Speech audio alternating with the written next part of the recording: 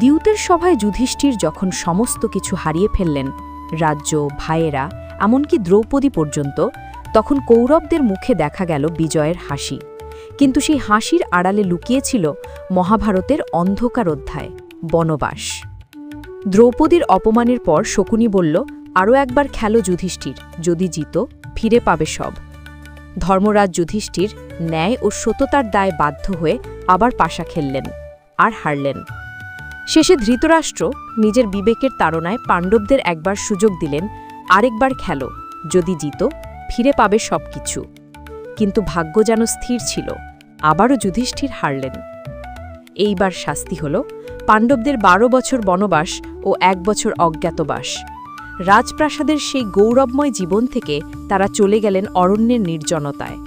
দ্রৌপদীর চোখে জল, ভীমের চোখে আগুন, অর্জুনের মনে ক্রোধ।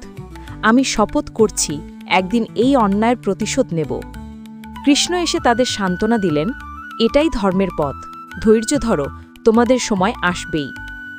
বনবাসে পাণ্ডবরা কষ্টে দিন কাটালেও সেই সময়ই তাদের জীবন এলো বহু শিক্ষা, বহু অলৌকিক অভিজ্ঞতা।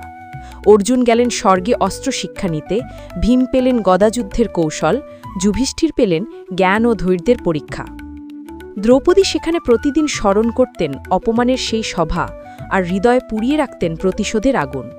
অরণ্যে তাদের সঙ্গী ছিল শুধু সত্য, সততা ও একে অপরের ভালোবাসা। কিন্তু প্রতিটি সূর্যোদয় তাদের মনে করিয়ে দিত, একদিন এই অন্যায়ের শেষ তারা নিজ হাতে করবে। এই বনবাসী ছিল যুদ্ধের প্রস্তুতি।